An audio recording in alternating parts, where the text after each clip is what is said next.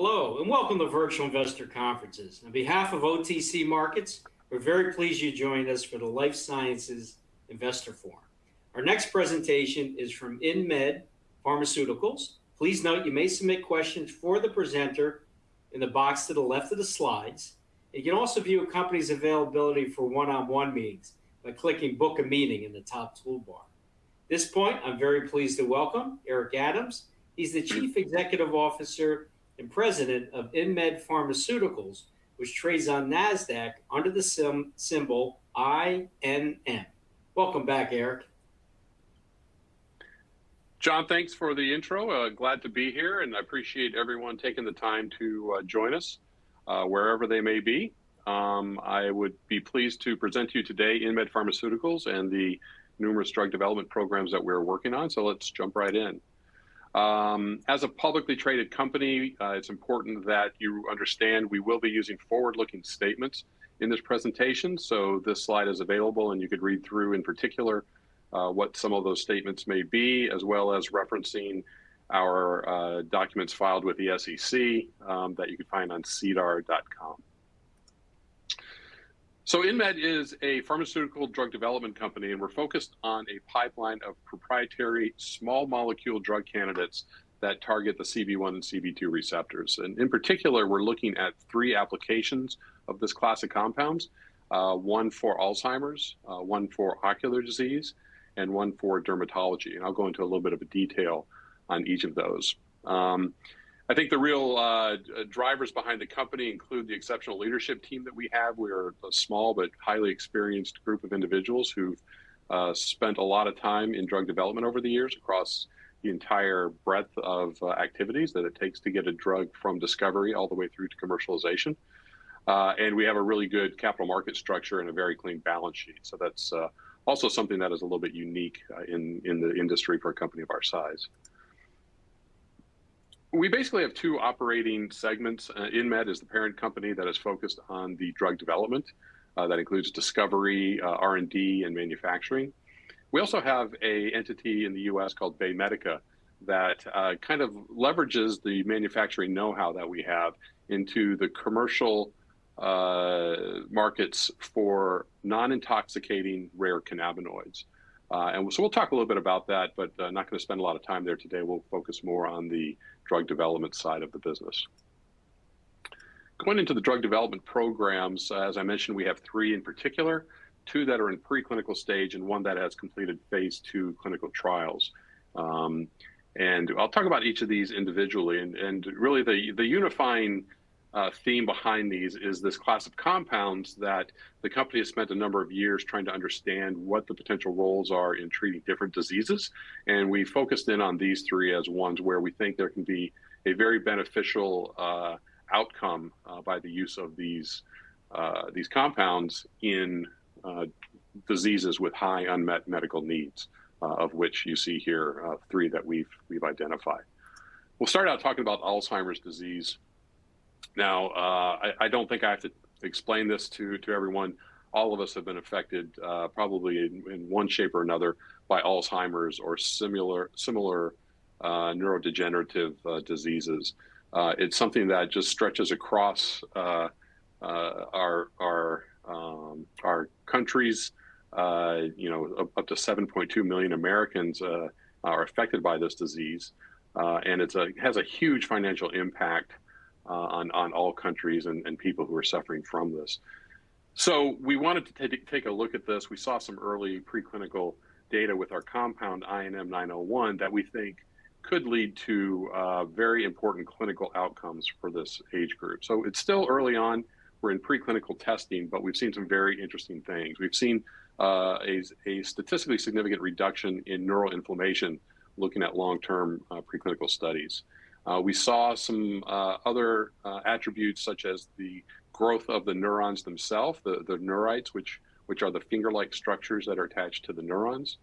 We've demonstrated some positive data in terms of pharmacokinetics and being able to deliver this drug as an oral formulation. But not only can it be delivered orally, importantly, it's a drug that can cross the blood-brain barrier. And in pharmaceutical research, this is a very important aspect, especially when you're working on drugs related to dementia. The drug has to be able to go from the blood into the brain, which is the target of its activity. And this class of compounds does that very effectively.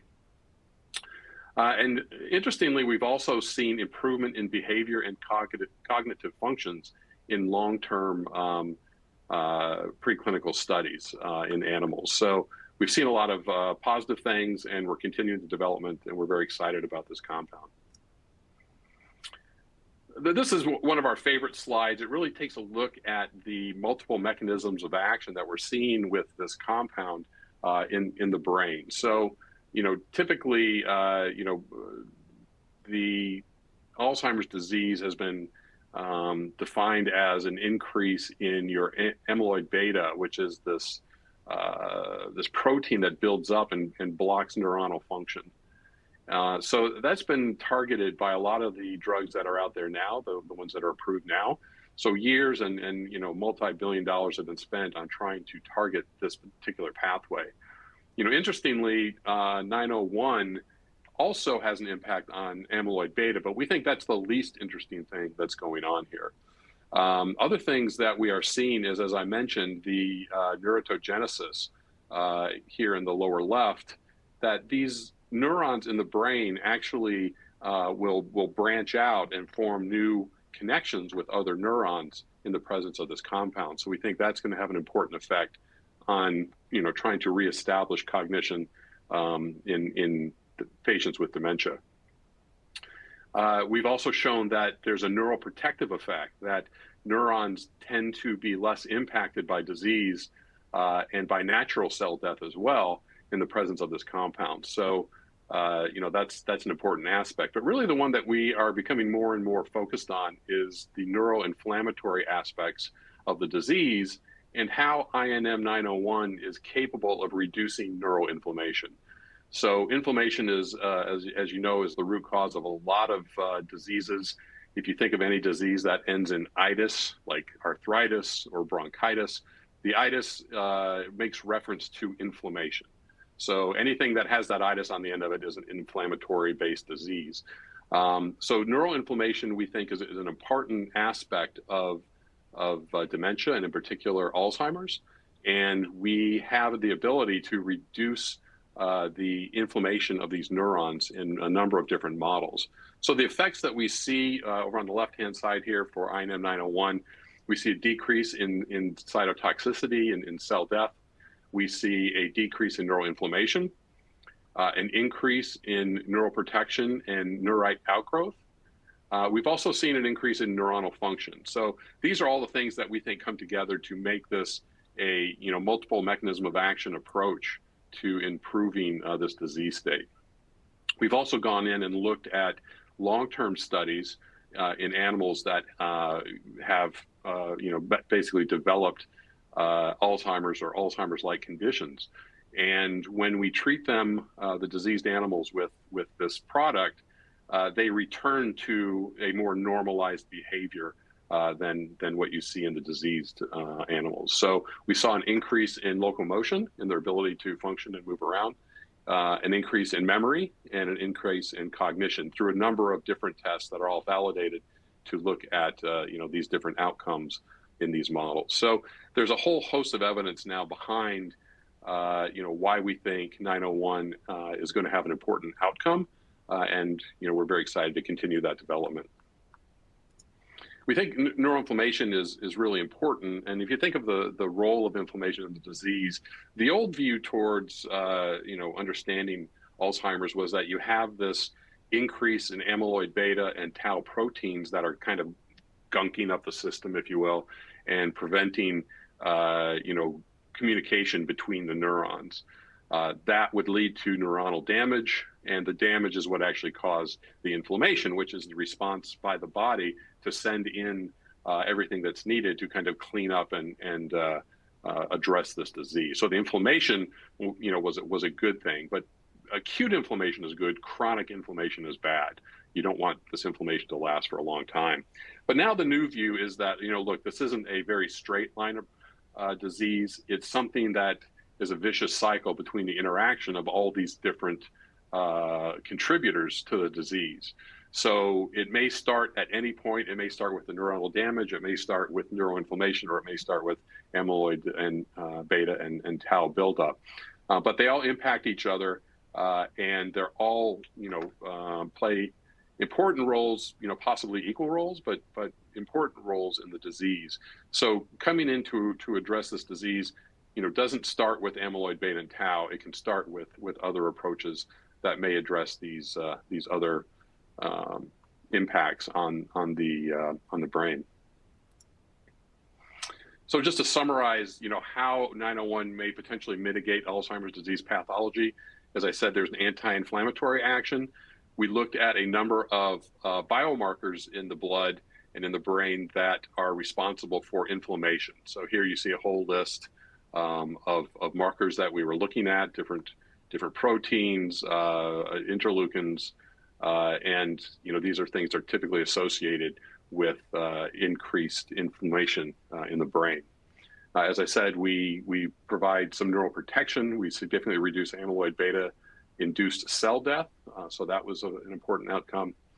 The regeneration of the neurons in the brain, we saw a increase in neurite outgrowth, so we think that's important.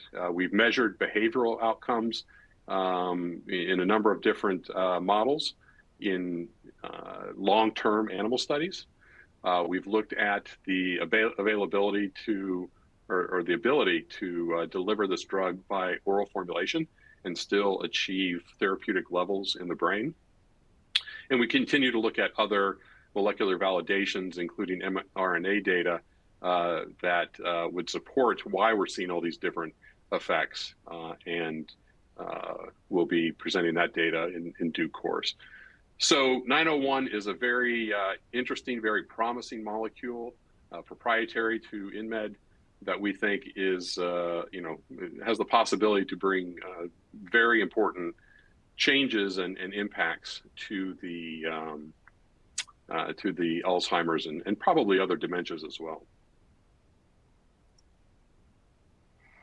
A little bit on dry age-related macular degeneration. Macular degeneration, a lot of people have heard of. It's an eye disease that can blur your central vision, eventually leading to blindness. It's something that affects a lot of people, about 19.8 million Americans, and over 200 million people worldwide. So there's a lot of drugs available for what's called wet AMD. We're looking specifically at dry AMD, where there's very few drugs that have been approved, and they don't have that significant of an impact. So we think that, again, based on our impact on neurons,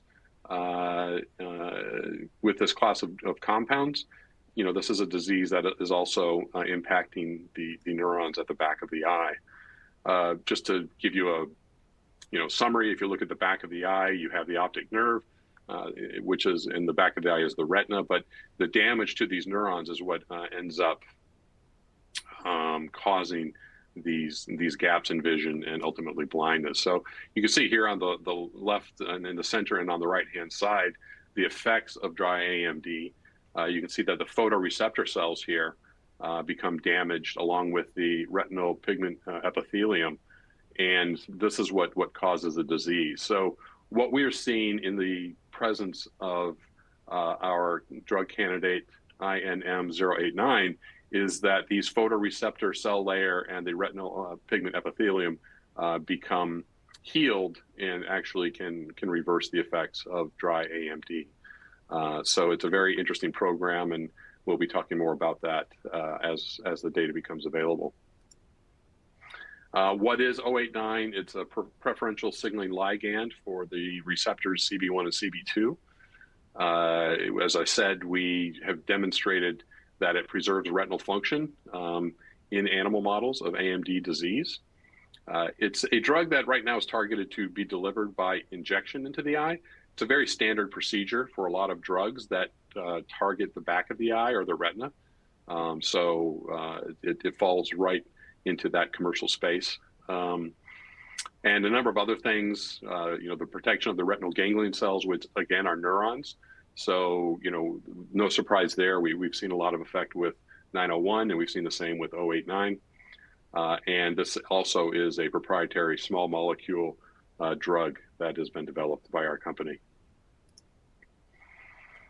I'll switch just briefly to the product that we had in human clinical trials. It was a cannabinol cream, or CBN is the abbreviation for cannabinol. And we learned a lot of interesting things about this product called INM 755. We saw in a number of preclinical models that it can do a number of things. It can reduce inflammation in the skin. It can reduce pain. It can reduce itch. It can help address wound healing. So, the question was, where would a drug like this have an important impact? And there's a very devastating genetic disease called epidermolysis bullosa, or EB, where the integrity of the skin is lost due to misregulation or misformed proteins in the skin, whose job it is to keep the skin layers intact. And so this disease was of particular interest because there's very few products that can be used to benefit this patient population. So we went through all the clinical development, made it into phase 2 clinical trials that were conducted. And it was a small trial. What we wanted to do is to see if there are indeed outcomes for these very different potential impacts, like I said, including pain and itch and inflammation. The patients that enrolled, however, were primarily non-wound itch patients, which means that their skin was intact. It wasn't wounded, but they had a very chronic, very, very miserable existence with the itch component of their skin. And as you can imagine, in a patient who has very weak skin, itching it would actually, rip the skin and cause a wound. So, actually physically itching it wasn't an option for these patients. So it's very, you can imagine if you have an itch that you can't scratch, that could drive you crazy. So the patients who enrolled were basically non-wound itch patients with epidermolysis bullosa.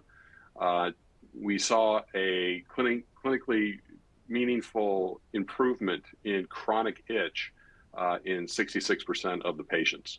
And you can see there the breakdown of that. So we think it's a very interesting drug for chronic itch, which can, spread across many diseases, not just epidermolysis bullosa, but into others as well. However, we had to make a decision how we were going to prioritize this. Going into phase 3 would have been very expensive. So we decided to seek a partner who would be, willing to fund the phase 3 trials. We've not been successful in that yet, but we continue to, keep that on the radar screen. So the pipeline, the next steps you can see here for 901, we are continuing the CMC, which is chemistry, manufacturing, and control activities to create the underlying drug that actually works, as well as the drug product, how it's going to be delivered in oral formulations. There's additional GLP studies, which is basically the toxicology studies that are required prior to entering human clinical trials. Those still are being planned and conducted.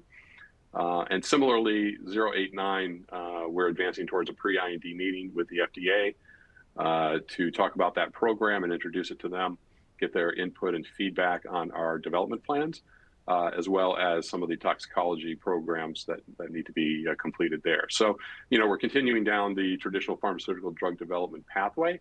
And, as everyone knows, this is just something that takes time. As well, we're always interested in speaking with co-development partners and strategic investors, people with deeper pockets and with more resources on the personnel side, of course, could move something like this a lot quicker than we can.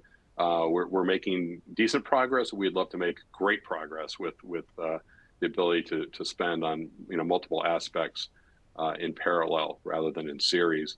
So we are continuing to reach out to people that we think may be interested in these programs and trying to arrange some kind of strategic partnership.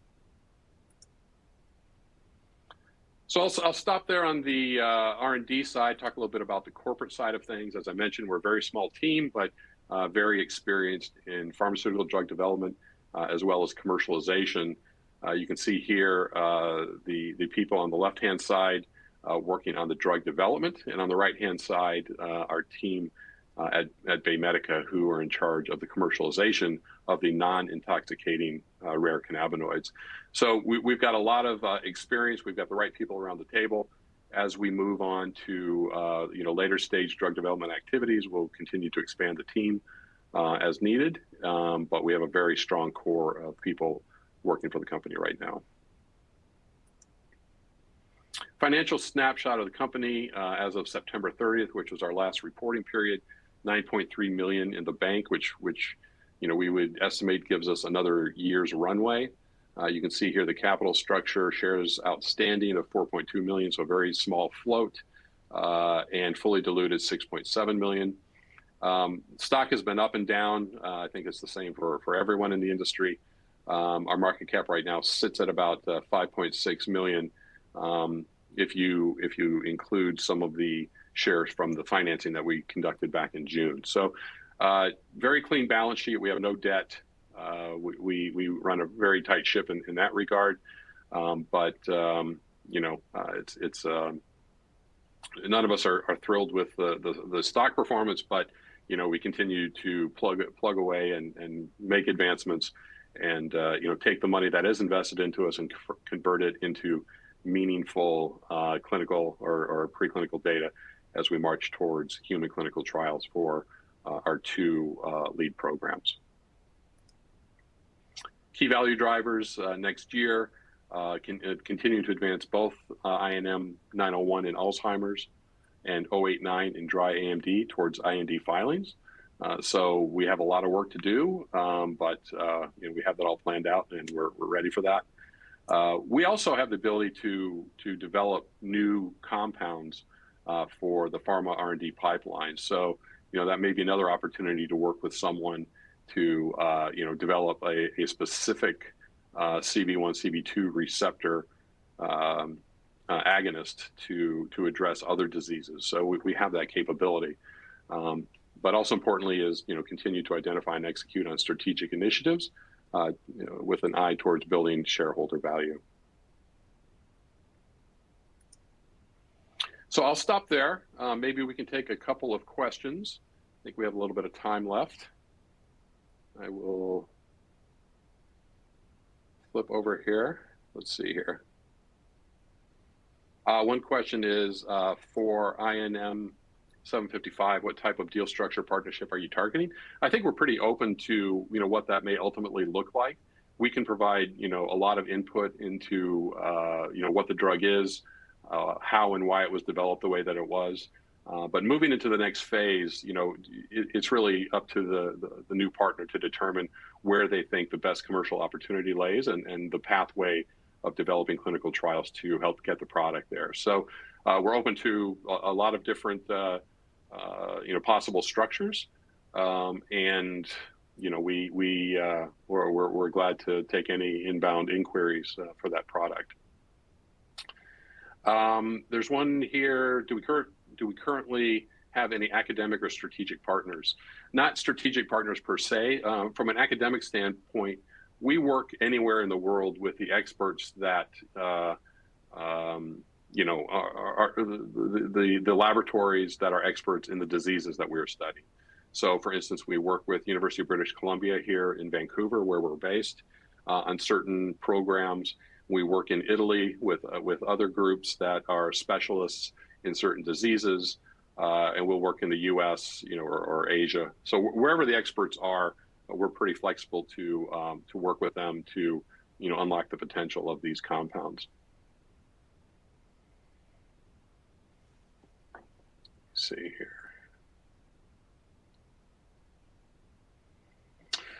What differentiates INM-089 from current dry AMD approaches? I think it's really the mechanism of action. So we know that it works at the neuron level in helping to repair damaged neurons, to provide neural protection for the ones that are there and healthy. So, you know, we'll continue to do studies to further elucidate the different mechanisms of action there. But this stemmed from a program that we used to have in glaucoma, where that was one of the primary findings. So we saw not only in glaucoma a reduction in intraocular pressure, but we saw this neuroprotective effect, which we actually patented. That's actually what led us to looking at other neuroinflammatory disease, such as Alzheimer's. So that all started with our glaucoma program, which we're no longer pursuing, but it helped us shift into Alzheimer's and into dry AMD. So, you know, we think that, you know, again, the neuroinflammatory component is really important, and it's going to be important in a large number of diseases.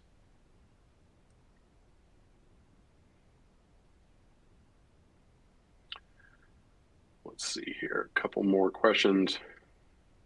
How are you prioritizing resources between 901 and 089? And do you have go, no-go criteria for each asset over the next 12 to 24 months? So, you know, right now, I think the priority is given to 901. We think that, you know, the effects that we're seeing there are very exciting.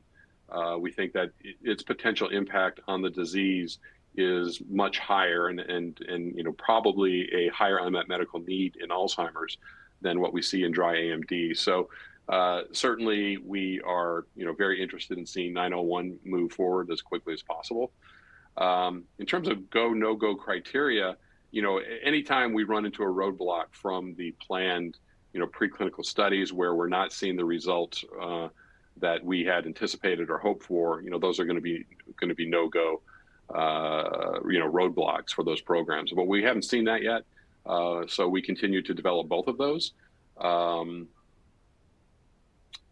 Yeah, I mean, it's just classical drug development. You try to get, if there's going to be a no-go, you try to get there as quickly as possible, so you stop spending your money on that program. But we haven't seen that. We've seen incredibly exciting data in all of the preclinical models for 901 and certainly some for 089 as well. So we'll continue with both of those programs, with, I would say, a slight edge given to 901.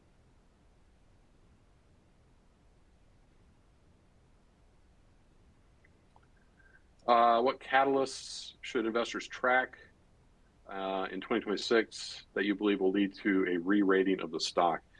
You know, that's a good question. I think the catalyst, the biggest catalyst that we can hit is, you know, identifying a strategic partner to help develop these programs, and that would do a number of things. I mean, one, it's always nice to have that external validation that you know, that it brings to a program. It certainly brings more non-dilutive funding to the program, and it actually offsets a lot of development if it's structured the right way, you know, that the strategic partner would then pick up a lot of the development costs moving forward. So that would be key for us. And again, we're continuing with those discussions and trying to put those in place for all three programs. So that's going to be one of the biggest ones. And I think that would have the biggest impact. You know, as we collect more data that we think is very exciting, you know, we'll be presenting that at scientific conferences. Again, that might be the thing that catches the eye of some of these companies that we're not already talking to, and you know, that those can be important catalysts as well. But you know, the data is very positive. You know, these are all very well designed and executed studies, and you know, we're just building momentum, you know, through the science, which is what we need to be doing. Yeah, that's actually a very good question. Okay, well, listen, I appreciate everyone participating today and taking time to hear our story.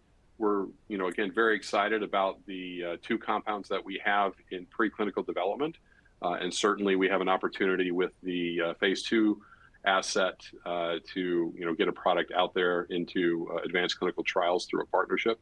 So, you know, we're on the right path. We had a very eventful year with the science, and we think 2026 is going to be even better. So, again, appreciate you taking the time, and thank you so much for joining today.